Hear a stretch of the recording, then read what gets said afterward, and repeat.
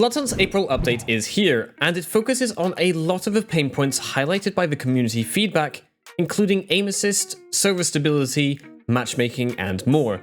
But before we jump in, there are some brand new Twitch drops that have just been announced, so if you fancy getting your hands on these for free, then make sure you follow me at twitch.tv/motiongaming. Let's start off with one of the big improvements to the game, server performance.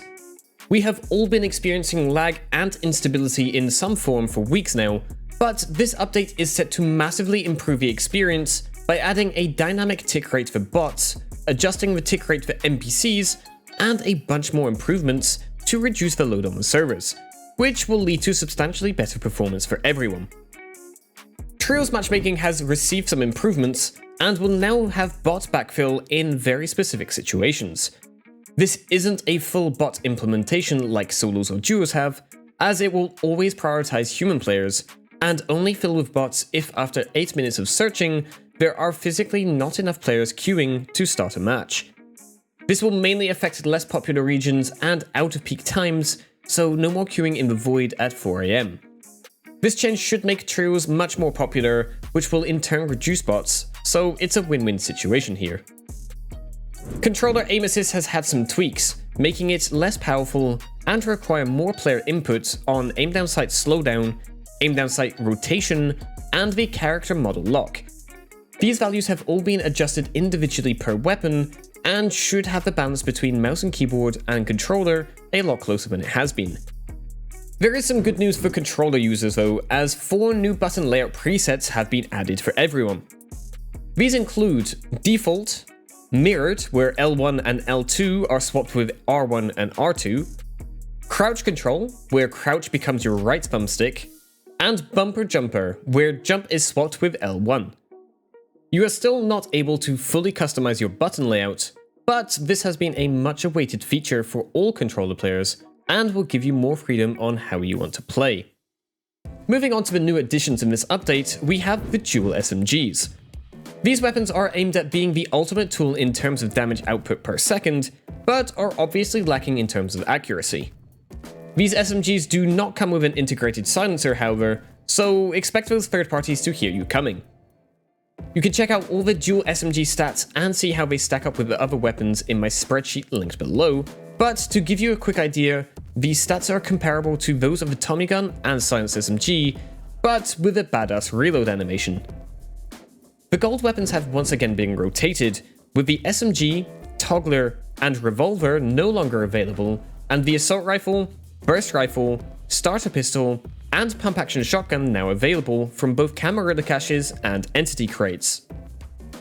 Another 2 maps have been added to the TDM pool, including Burning Church with its narrow alleyways and a massive fire hazard allowing for loads of vertical play, and Old Town Square, which includes the market stalls for a much more close-quarter combat feel, with the sculpture standing in the center of the map.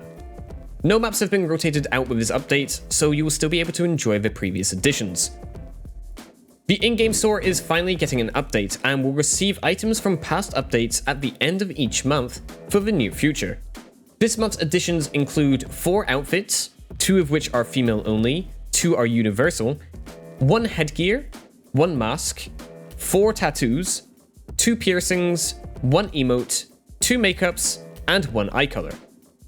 The future new additions will happen automatically and won't require a game update. The current Primus Battle Pass has not been replaced in this update, and the 100 tiers are still available for free, so it's nice to get some new options for players who want to acquire the older cosmetics.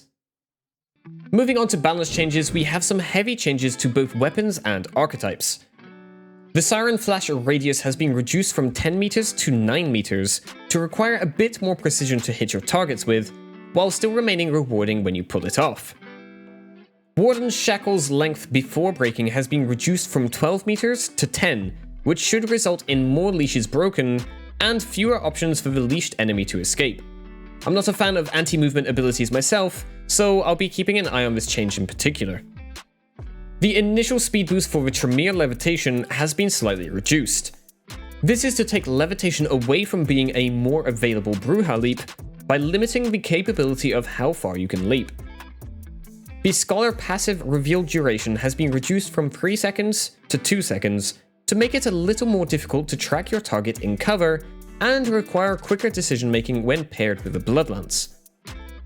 The dual shotguns have had a slight bullet spread tweak, as the pellets would spread further outside the crosshair than other shotguns.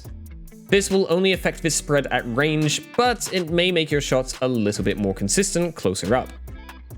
The dual dagger poison effect duration has been extended from 4 seconds to 5 seconds.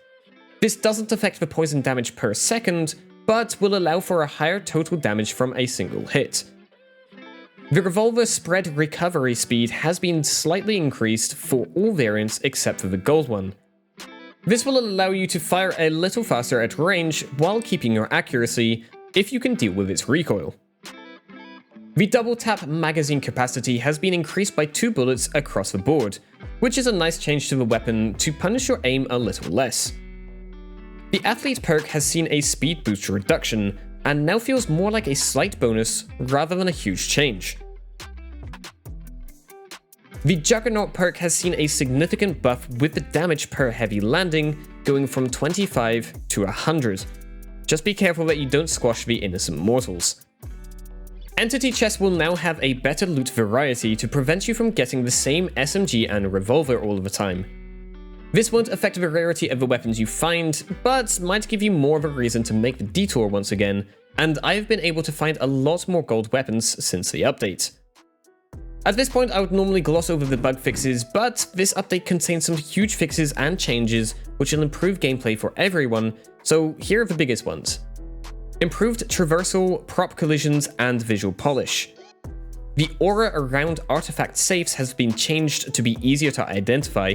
This one has really helped me out and has made it a lot easier.